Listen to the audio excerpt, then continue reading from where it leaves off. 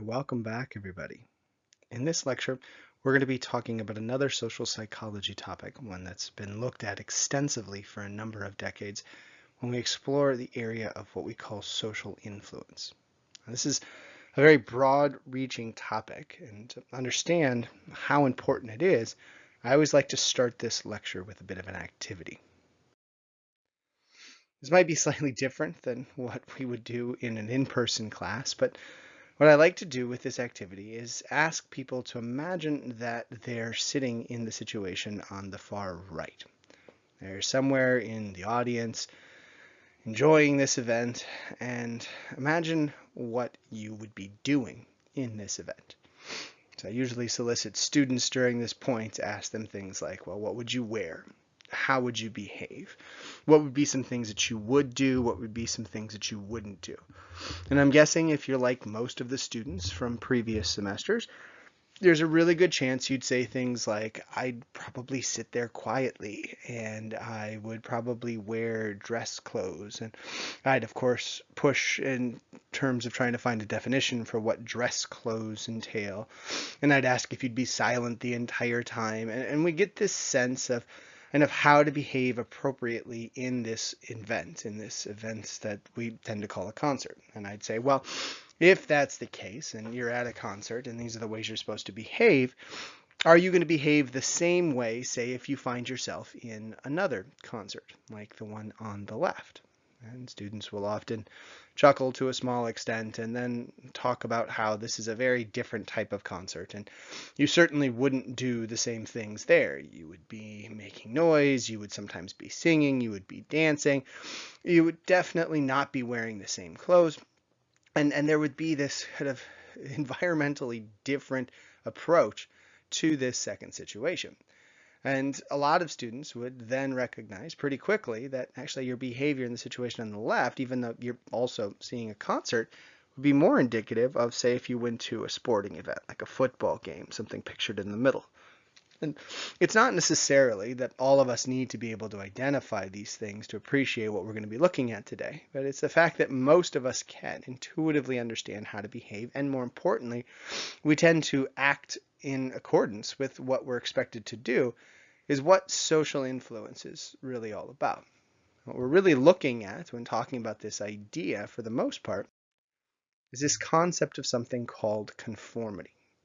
How we usually change our behaviors to match those of others, but sometimes it also involves maintaining our behaviors to match the influences of others. And what we're conforming to, more often than not, are these things that we call norms. Social standards that are set by a group or by some individual within the group. I guess I should add that to that component. If you get into social psychology, lots of different types of norms that we have. But the overarching term of norms is what we tend to conform to. And what we see in almost every environment that we find ourselves in, where there are others, especially large numbers of others, is that we do tend to have norms and we do tend to conform to those norms.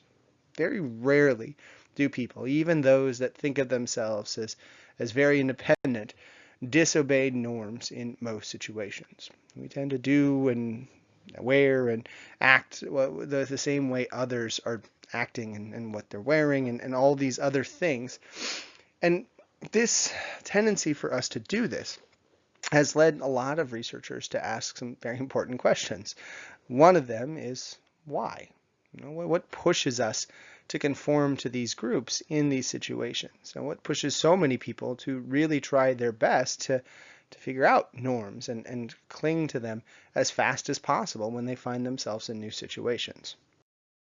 Well, one of the first people to examine this concept was a researcher way back in the 1930s named Muzafer Sherif, who ran this study that actually took advantage of a weird effect that cognitive psychologists had detected a number of years before. It's this thing that we call the autokinetic effect.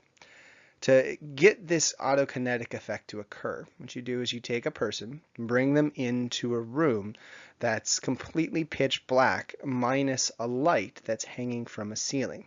Now, for this to be very effective, you want to give the impression that that light hanging from the ceiling can move. Sometimes people attach it to what looks like a mechanical arm or some type of lever, something that could potentially, if there was something controlling that lever or arm or whatever, move the light. Then you turn off all the lights around except for the light hanging from the ceiling. Ask people to stare at that light and ask them to report how much it moves on certain occasions, suggesting that it will be moved through some mechanism.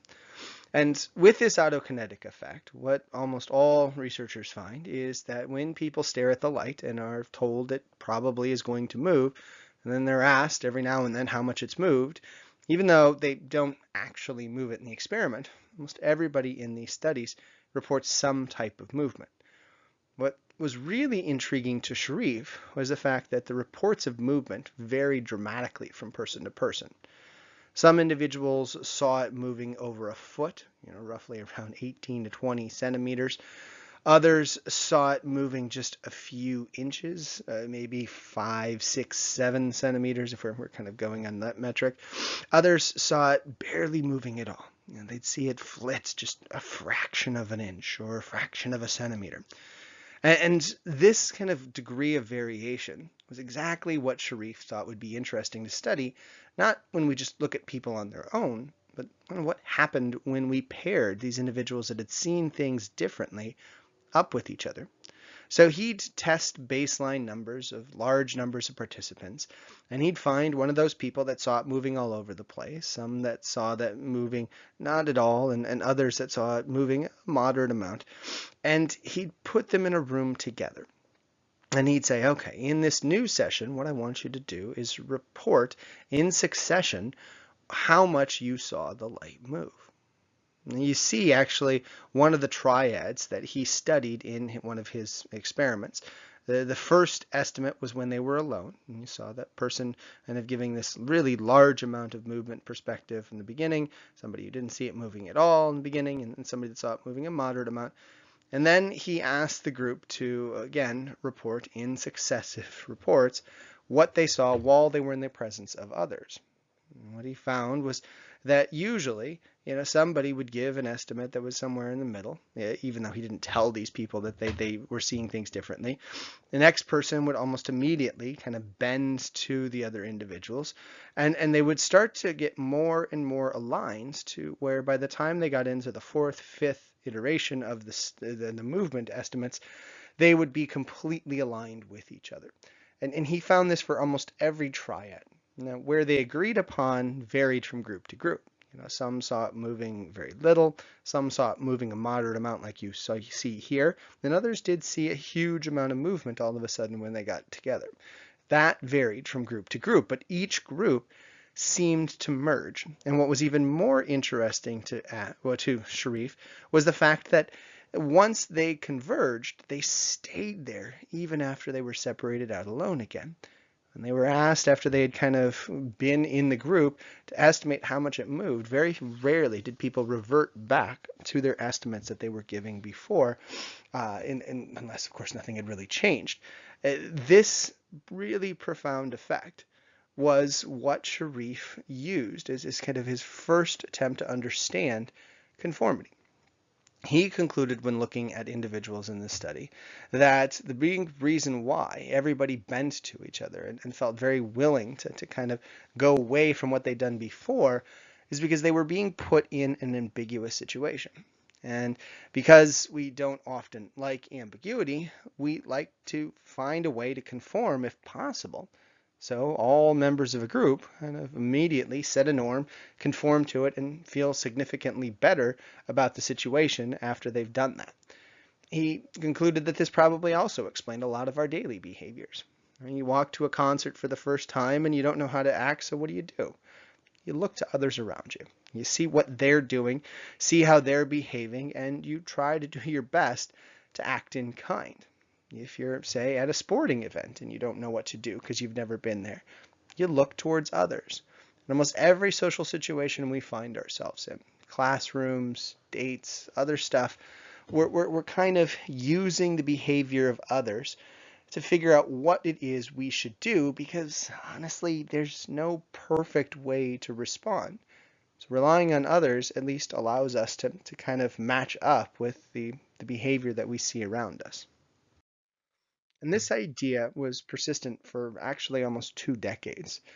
Everybody started to embrace this idea that conformity was really a byproduct of just uncertainty in the world. If we didn't have uncertainty, well, then we probably wouldn't feel this need to conform. And most psychologists accepted this for a long time until a researcher named Solomon Asch came up with this really odd study to challenge this notion. What he did was bring students, usually college students, into a room, have them sit down with a number of other college students right next to them, and ask them to do something very simple. Judge the length of lines. He'd say, look at this line in front of us, the one you see pictured on the left. Which line is this line on the left most like? Line 1, line 2, or line 3? At the beginning of this study, nothing was really that monumental. Everybody coming in would report that the line on the left looked a lot like line 2, and nobody was fazed. But by the third or fourth trial, something really interesting started to happen. In the third or fourth trial, the first participant in the study, who was actually a confederate of Asch's, and they did not tell this to the true participants, would give the answer of something like 1 or 3 is the line that's the most similar to the one on the left. Mind you, they were changing the line combinations every time, but they would give essentially a wrong answer. Then the next person would go, who also happened to be a confederate of Asch's, and they'd give a wrong answer. And the next person would give a wrong answer because they were a confederate, and so on, until the only true participant in the study was up. And Asch wanted to know what this action of the group would do, because he insisted this was not an ambiguous situation anymore. There was a very right answer, and most of us would obviously be able to judge the length of a line correctly when on our own. In fact, he did test people on their own. He found over 95% of the time we got the answer right. There might have been that 1 in 20 time where we just weren't paying attention or not looking close enough, but we usually got it right. But what he found when he did this weird design was that at least 3/4 of the participants, when it was their turn, bent with the group at least once when they gave a series of wrong responses in this experiment. And about 1/3 of the time, participants would go with the group. This is a pretty powerful effect, right? Almost nobody gave a wrong answer alone, but when we're paired with a group of others, occasionally giving wrong answers, 5, 6 wrong answers, say out of 20, about 3/4 of the time, we're going to go with them at least once. And again, about 1/3 of the time, people go with the group. It means there's some that will never, some that will go almost every time, and some others that will kind of flip-flop in between. But this effect that Asch found really challenged the notion that Sharif had proposed, that conformity was just a byproduct of ambiguity. He was clearly showing in his study that even if we know the group is wrong, we sometimes will conform to them. And this led to, of course, the obvious question of why? Well, if it's not about ambiguity anymore, why would people bend to the group? Well, Asch ran a number of different iterations and asked people their explanations for why they went to the group. And he came to the conclusion that there were really 2 motivating forces behind the people bending to the group in his experiment. The first thing that pushed some individuals to bend to the group was this thing that he called public compliance. This and a bending to a group not because we necessarily agree with them, but because we don't want to be that one that sticks out. We don't want to be the one that gets the looks or has people talking about us because we're not going along with the group. And to be fair, it probably was pretty tough to a lot of the participants. If you've ever seen a video on the Asch line study, I encourage you to do so if you haven't. It is a little disconcerting when the person in the studies gives an answer that does not go with the group, because the group is instructed to kind of all look at the person in unison and give them sort of an odd look. I'm guessing most of us would probably feel a pang of guilt, even if we think we're on the right, in that situation with so many people looking at us with this confused look, sort of suggesting that we're obviously doing something wrong. So instead of having that recur over and over again, a large number of us will eventually bend to the group simply because of this public compliance. There was another thing that he talked about later on that kind of was used as a predictor of when we would commit this public compliance. He called this normative social influence, where we bend to a group not because we agree with them, but because we want to be liked by them. And the more we like this group or respect this group, the higher our likelihood of committing this public compliance actually is. Now, Ash contended that most of his participants probably went with the group because of public compliance. But he did insist there were a number that swore that the reason why they went with the group was because they believed the answer the group was giving was actually correct.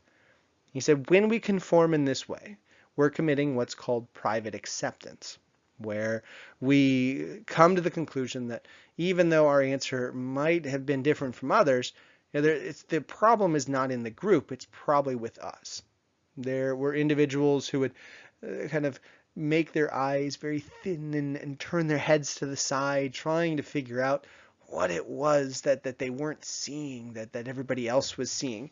There were some that would ask people around them, what am I missing here? What am I not doing right? Really trying to kind of highlight that they weren't just going with the group because they felt compelled to, but they were going with the group because they felt that they needed to figure out what they were doing wrong, and in the time being, they were just going to go with what the right answer was. His private acceptance, again, was maybe not as common in the Ash line study, but Ash contended that there was probably a large number of real-life situations where we weren't necessarily agreeing with the group, but figured the group knew something we didn't, so we would go with them anyway. But it is also important to note that even though in Ash's research we tried to treat these things as distinct, you either bent to the group because of public compliance or because of private acceptance, in real life these things aren't necessarily dichotomous. Sometimes you might bend to a group because you don't want to stick out, but eventually you start bending to them because you start to come to the conclusion that, well, not only do you not want to stick out, but they probably know more than you do, or they're doing something for a specific reason that you don't quite understand yet. This private acceptance idea is also, really closely linked to situations where we do believe and accept the kind of knowledge of others. And this relates to another term that Ash talked about called informational social influence, where we kind of want to understand something better, and because we have others giving a specific response, especially those that maybe we respect or value, we quickly bend to them, assuming that eventually our understanding will align with them. These really amazing, robust effects that Ash found spurred on a whole slew of studies trying to understand this idea of conformity in this new way even more. Many of these studies actually just built off the framework of Ash's original design. Ash himself actually ran many iterations of the study to try to see how tweaking specific components to the experiment could impact the behaviors of others. One of the things that he introduced in later iterations of his experiment was this thing that he called an ally. One participant within the group that was, one confederate, I guess we should call it, within the group that actually gave the correct response when the rest of the group gave an incorrect response. So let's say in a group of 9, where again, there's only one true participant, the rest are all confederates, and all 8 give the wrong answer, you get around, as I mentioned before, about 30 to 35% conformity when the whole group in unison gives the wrong answer. Again, about 3/4 of the time, people will go with the group at least once, but the total number of conformity, the total percentage of conformity, is usually around 1/3 of the time. But if there's one confederate within that group of 9, So out of the 8 people first going that are all Confederates that give, let me reiterate that. So if within the 8 Confederates there's one ally, that means out of the 8, there's 7 that are still giving a wrong response, but one that gives it the correct response, and then it's a true participant's turn, conformity levels drop to around 10%. That's a huge drop. It's not that there's zero conformity in this case. Right? As I mentioned before, people are usually giving an incorrect response on their own about 5% of the time. So you're still seeing about a doubling in conformity when there's an ally, but that is a dramatic drop overall. Right? That is a drop that insists that one of the biggest powers of the group is the unanimity. If you break that unanimity or puncture it, then you see that this dramatic drop in the rates of conformity for individuals. And once Ash kind of stumbled upon this effect, he started tweaking other things. So he changed how long people had to respond, giving sometimes people just a few seconds, like he did in his original iteration, and other times giving people a chance to sit down and think, and maybe even try to, in their eyes, measure things out. He found that tended to actually decrease conformity when you were giving people time, but making them respond faster and faster, as you see in this slide, often dramatically increased conformity, and he found this in many other situations as well. Another thing that Ash and others have found is that if you insist on unanimity, almost everybody conforms. It's one thing to go in a different direction from the group, but to try to actually sway the group in your direction is just too much of a burden for many people. At least it was in the Ash-Line study. So almost nobody, when there was a need for unanimity in the Ash-Line study, that tried to get the group to go with them. They oftentimes just bent to the group and assumed that there was nothing that could be done in this situation. This has actually been tied to other research as well. In a social psych class, right? We talk about social psych and the law and how juries are kind of set up in this way where if there is a person or two that doesn't agree with the group, because of the power of the group and the need for unanimity, those people are almost never heard. Percentage-wise, in terms of chances of those individuals swaying others, we see that their effects are minimal at best. And estimates would not predict that the outcomes that they get are the way they occur, except for the fact that this kind of inability to push the group in the direction, if you are in the minority, is so daunting that lots of people just don't even think about it or consider it. Another thing that's just kind of interesting is that Ash did eventually start incentivizing his study. And he found in his experiment that by incentivizing getting the correct answer, he did find a decrease in conformity. It's also kind of worth noting that it wasn't a removal of conformity. So he did still find a number of people that even though they were kind of foregoing payment for giving the right answer, they still went with the group. He suggested this might really suggest that these people were not just going with the group because they didn't want to stick out. They were maybe committing some type of private acceptance when going with the group. But it was odd that even in the situation where money was involved and they were not getting money for the wrong answers they were giving, these people would still go with the group on occasion, much more than one would maybe expect if incentivization was involved in lots of the different tasks that we were doing. Some other things that he found related to some of the effects that I've sort of alluded to earlier. One of the things that people started talking about in social psychology was this thing called the magic number 3 after Ash's work. We have the magic number 7 plus or minus 2 in cognitive psych, and then we have the magic number 3 in social psych. But this isn't dealing with how much we can retain. This is pertaining to how powerful a group can be when they get to a certain size. As I've mentioned a couple times now, when people were tested alone, they tended to get around 5% of the answers wrong. When they were tested with just one person giving a wrong answer, they stayed with about that 5% incorrect response rate. When they were with 2 people that were giving an incorrect response, and then it was their turn, they gave around 15% of the times an incorrect response. But once we got to 3, we got to around that 35% mark, and that mark held very still. You can actually see in this slide a chart from Ash's original work. And you'll notice that it goes up slightly from 3 to 4 and from 5 to 7.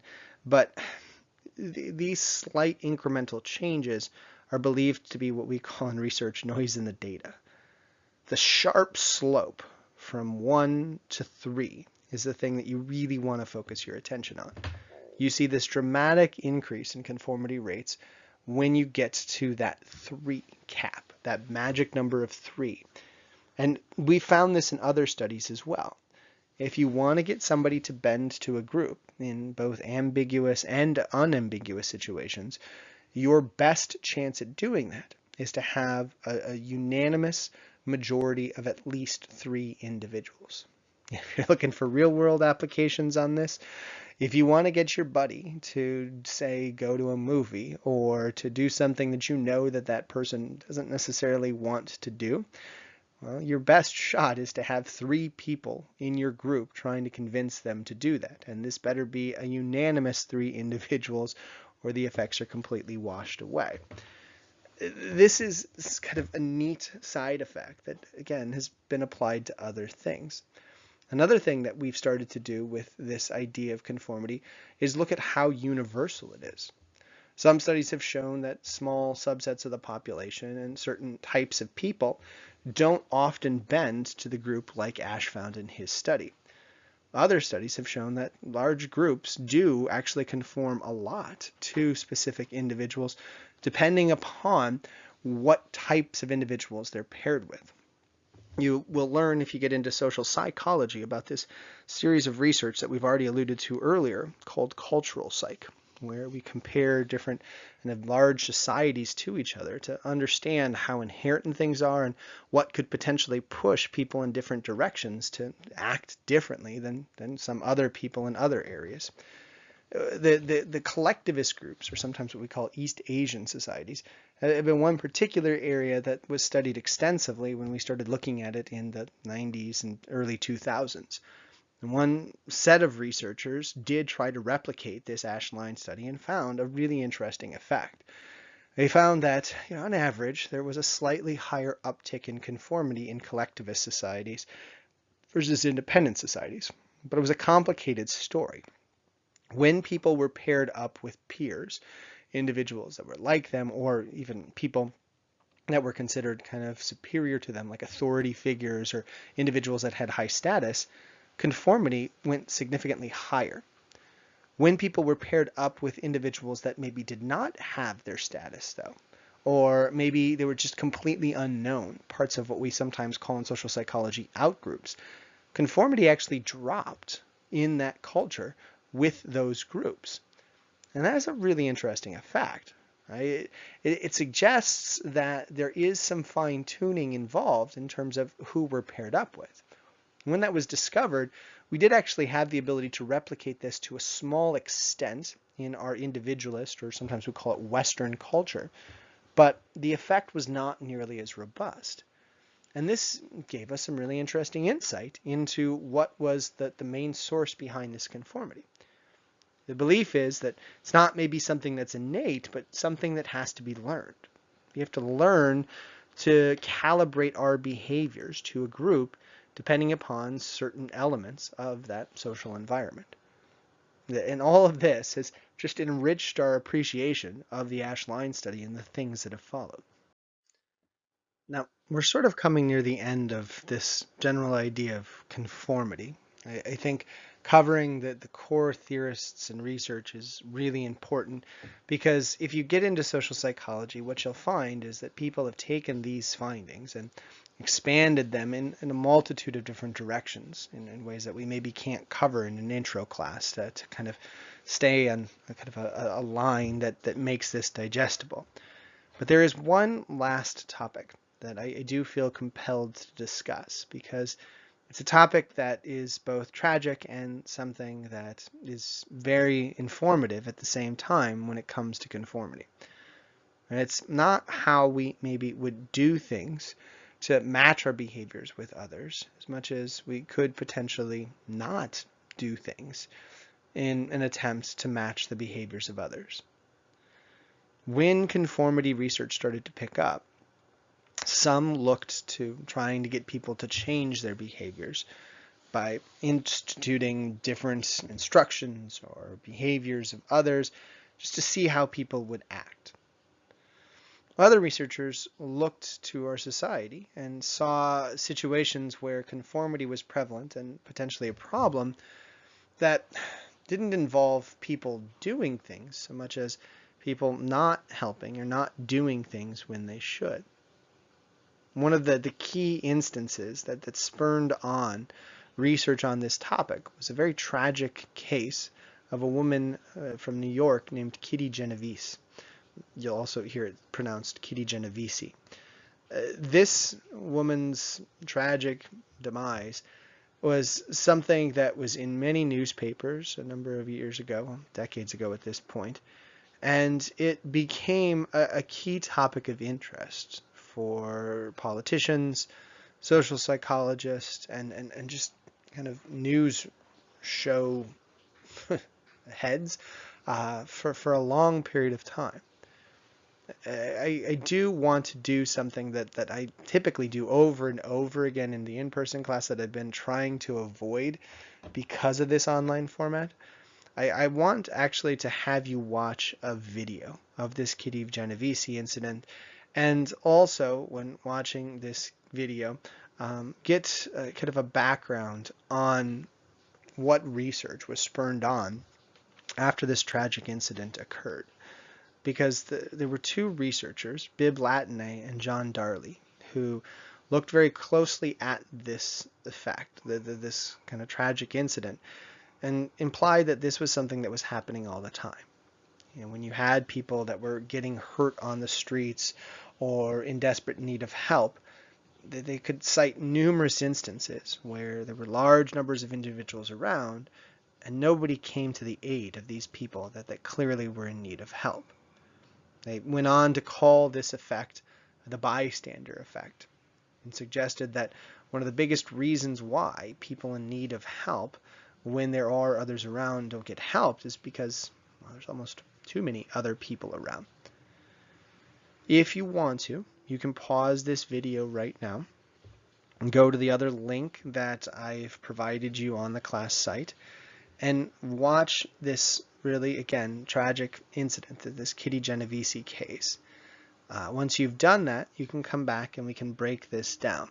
If you don't want to do that, I'll continue here and you can just reference that video after so you can better understand some of the terms that I'm talking about and some of the iterations of studies that I'm going to mention here. So, as I said, Bibb Latané and John Darley ran across this Kitty Genovese case, and their instant desire was to try to figure out what was the source of this tragic death that Kitty Genovese suffered at the hands of another individual. One of the things that they wanted to get a sense of was whether or not people were even seeing this situation as an emergency. They contended that most of the people in the apartment complexes that were above this incident were not necessarily privy to everything that led up to the event and all the elements of the event that were occurring. They would hear a scream, they would see people running around, they would hear her begging for help, but they didn't know what was going on with the relationship between them, what was going on within the situation. So they thought that maybe one of the reasons why large numbers of individuals, almost 100 people, didn't help was simply because they assumed that this wasn't actually an emergency. So they ran this really interesting study that is referenced in the video that I'm hoping you're going to watch, where they had college students come in and fill out a survey. And about halfway through their participation in this survey, in one of their rooms that they were taking it in, they would have smoke start coming into the room. And they wanted to see how people would react when they were alone or with a few others. And what they found almost every time was that when people were alone, they instantly acted on the smoke. They usually ran out and got a research assistant or somebody else to look into the fire or the smoke that they were seeing. When people were with others, they almost never went to report the smoke. In fact, even in a group of 3, the percentage rate of people reporting it was so low that it was significantly less safe to be in that study if that was a true fire when you were in a group of 3 than when you were alone, and those numbers kept decreasing. Now, other iterations of this have also looked at what happens when people are in a room and facing each other versus not facing each other, like in the original Latine and Darley study. And they found that just by seeing the expressions of others, by getting to look at their faces, you might have a better chance of acting versus when you're just looking at the behaviors of others because, well, when we're with others and we're looking to them, the same thing everybody's doing is not acting. They described this particular effect as pluralistic ignorance, where we, even if we have feelings of guilt or fear or worry, we tend to reject those feelings when we look at others not doing anything. We tend to surmise that we're obviously the ones that are not behaving correctly or thinking correctly and continue going about whatever it is we're doing. This is something that could, for pretty much everybody in a group, happen and cause this lack of activity to occur. But Latine and Darley also suggested that this couldn't explain everybody's lack of action in this tragic Genovese case.